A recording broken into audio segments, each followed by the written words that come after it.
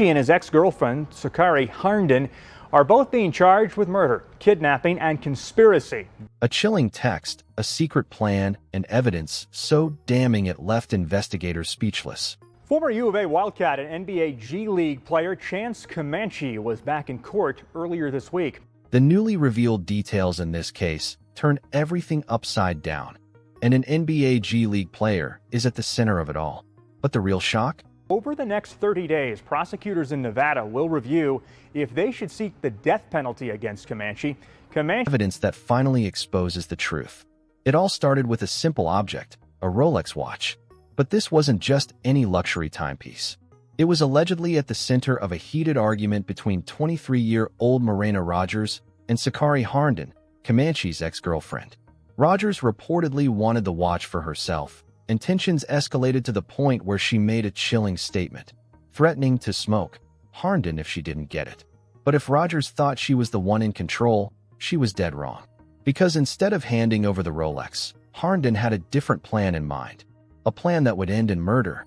And this was just the beginning. Because what came next would expose something even more sinister. Text messages between Comanche and Harnen reveal that Rogers never stood a chance.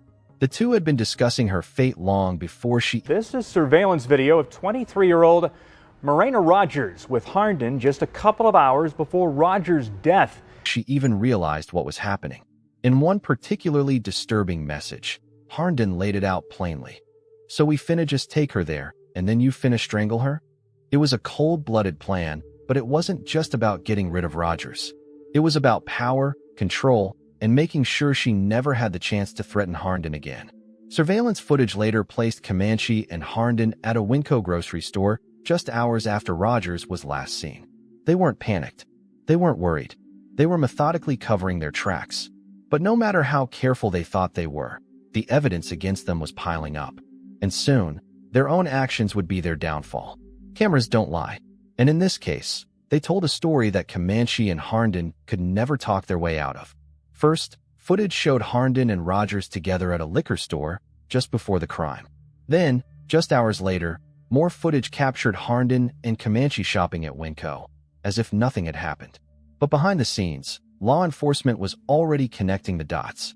The timing, the locations, the text messages, the surveillance footage. It all added up to one inescapable conclusion. This was a premeditated, calculated crime, and neither of them was getting away with it. But while Comanche and Harnen were the main suspects, there was still one more piece of the puzzle left to uncover.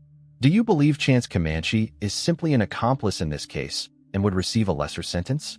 Alternatively, are his pre- and post-mortem behaviors sufficient to lock him up for life? In early December of last year, a young lady went missing near Vegas. Following a lengthy search and some damning evidence, an NBA basketball player was arrested. He would finally reveal that he strangled the females and was not acting alone. Today's actual crime video will look at Chance Comanche's actions as well as the ongoing murder investigation into Morena Rogers.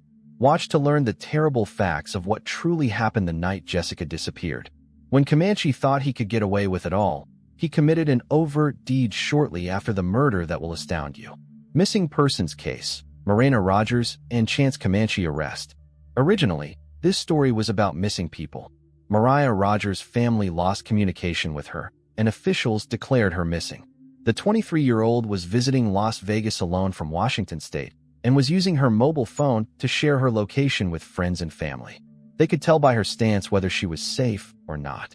Around 3 a.m. on December 6th, the phone's last known location was a zone 11 miles south of the Las Vegas Strip. Given the late hour and the distance from the city, this looked unusual. Her family was likewise certain that she couldn't have planned to disappear that quickly. She had excellent connections to her Washington home, but no access to money. She appeared to have a good life at home and at work. She was a medical assistant. It's unclear how many people knew about Morena's second employment as a sex worker in Las Vegas. There is one critical fact in this genuine crime case. Soon, the police began investigating her disappearance. They eventually detained 2 people on abduction accusations. This changed when one of the suspects, Chance Comanche, acknowledged to abandoning a murder weapon. With a murder investigation underway, they needed to locate a corpse somewhere other than Las Vegas. If you're unfamiliar with the name Chance Comanche from NBA basketball, don't worry. As a result, there are numerous basketball fans from California in attendance. Stories about his association with the NBA will continue to make headlines, giving the idea that some million-dollar celebrity suffered a shocking fall from grace. This isn't some superstar Laker murdering a prostitute on the side to conceal his hidden desires. Comanche played for the NBA G League's Stockton Kings. They added him to the November 3rd roster. He left for a while, unable to settle with the team, spending some time in Portland and a full 10 days in Sacramento before being released. He returned to the Stockton Kings. Now that he has confessed, his gaming abilities are completely useless. Chance Comanche did not act alone. This instance has one unusual feature. There was a lot of pre-planning involved. A prostitute dying in Nevada shouts, "Crime of passion." Some risky play gone wrong. A customer who wanted different kicks, or a transaction dispute. This was a homicide that had been ongoing for some time. This came from the third person in this tragic triangle. Comanche did not operate in a vacuum. His accomplice knew Morena and had a motive. Sakari Harnen assisted Comanche throughout this process. Her history was diverse and confusing, encompassing both Morena and Comanche. Sakari Harnen, the former girlfriend of Comanche, was 19 years old. The couple briefly dated via an app before splitting up. It appears that they remained friends, or at least friendly enough for Comanche to agree to aid in murder. In this true crime story, Harnen was also the first person arrested in this particular occurrence. Comanche was arrested 2 days before the detectives caught up with her. They accused Morena of first-degree abduction based on her disappearance. Once the facts were revealed, the case escalated into a murder charge. Harnen not only spoke Comanche, but he also knew Morena.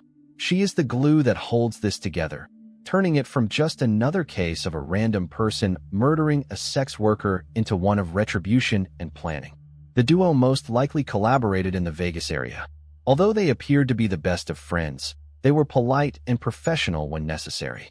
This friendship would eventually play an essential role in the murder plot that in this case. Harnen faces larceny charges for stealing a Rolex watch. Although it was initially thought to have no relevance on the abduction case, this may not be the case. Harnen and Morena allegedly battled over a Rolex. Morena supposedly threatened to smoke Harnen if she did not turn over the watch. Logically, this implies that Morena owned the watch and was trying to retrieve it. That threat leveled at Harnen may have been the final straw and necessary inspiration. Prior to this, Harnen accused Morena's lover of a double murder, resulting in his incarceration. The two had a fight on December 4th, the day before Morena was murdered. The whole situation resembled a gigantic pressure cooker in which one of the ladies was bound to blow on the other. That makes what happened much more intriguing. That if you've enjoyed this video so far, please like and subscribe to the channel. This gives you easy access to more fantastic documentaries about real-life criminal incidents. We enjoy diving into new stories that depart from popular thought. So far, the situation appears to fit that description. It is surprising how Morena and Harnen interact. However, you must continue to observe to realize how intricate this murder conspiracy has become. How did Chance Comanche and Sakari Harnen kill Morena Rogers? The Harnen and Comanche discussed means of killing Morena jointly. One option was to poison her or simply shoot her. They offered $3,000 for the death and even hired a hitman to perform it for them. It eventually collapsed. So, how did they accomplish it?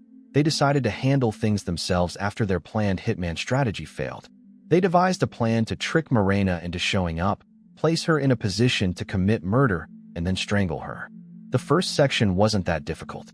Despite their previous disagreements and troubles, the two decided to work together on a project. Harnen had allegedly been able to locate someone interested in a three-way with the two females. They would meet him, follow his kinds, and earn a reasonable living from it. The catch was that this customer liked some kinky play with bondage. Of course, Comanche came at the crime scene disguised as the so-called client and acted as if he knew neither girl. Comanche insisted that Morena tie her wrists together during intercourse. She agreed with the concept. It wasn't too unusual. Comanche carried numerous zip ties to provide a strong restriction. Practical enough for his needs, but amateur enough not to look like he'd been planning for months. The two females then began to get close in the front seat. The subsequent segment was more brutal and extremely specific. Comanche has earlier cited strangling as a possible method for the crime. In a group chat with the hitman who backed out, he wrote the following: "I can do it from the back seat if you have a nice, little, thick piece of rope or anything solid. Like how killings are done in movies." Something he wanted to try for himself, sounds like. Finally, he picked a standard HDMI wire and wrapped it around her neck. Harden focused on choking her while continuing to ride her. According to sources, this lasted around 10 seconds until Comanche took hold. When they no longer saw fluid coming from Morena's lips, they assumed she had died, covering up the murder. The fallout of this case makes it even worse for this couple, as it appears that they may face significant prison time. We know that this was a planned crime by both sides. Given what happened next, Comanche's situation appeared to be far worse. In a long, careful series of activities, he tries to cover his tracks and pretend nothing happened. Dumping the corpse appeared to be the pair's obvious next step. They then dumped Morena in a ditch, drove to the side of a Henderson road, and concealed her with rocks. Comanche said he destroyed Rogers' phone and used a towel to avoid DNA transmission. The phone has a GPS tracker, so a lack of reply would have been considerably more unusual. Comanche described it as a post-game interview, and he also wanted to educate Harnden to be honest when questioned. It's alarming, given the crime's casual nature and apparent lack of sorrow. Given his relationship with Harden, did he feel justified in murdering Morena? It couldn't have been due to disdain for her work when he dated Harden, who seemed to have been open about her pursuits. Comanche turns to his team. The most surprising aspect of all of this is that Comanche was still active during the murder. Despite having failed in his career, he was not some washed-up celebrity lashing out at the world or demanding recognition. He really organized the murder around his games. On December 4th, Comanche was in Nevada. He and his team had reserved a room at the M Resort and Casino in Henderson in preparation for a game versus the Ignite at the Dollar Loan Center the following evening.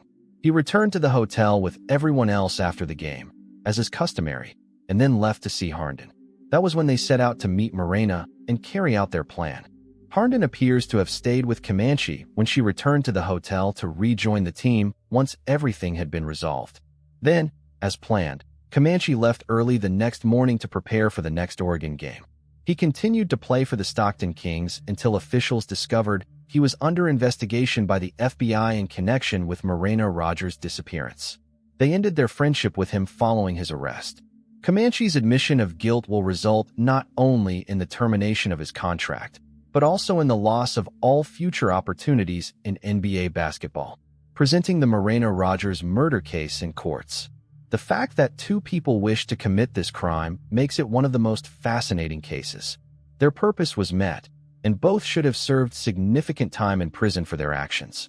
Although the violent act in the car is horrific, we must also consider the premeditation required to commit such a murder, as well as the deliberate destruction of evidence.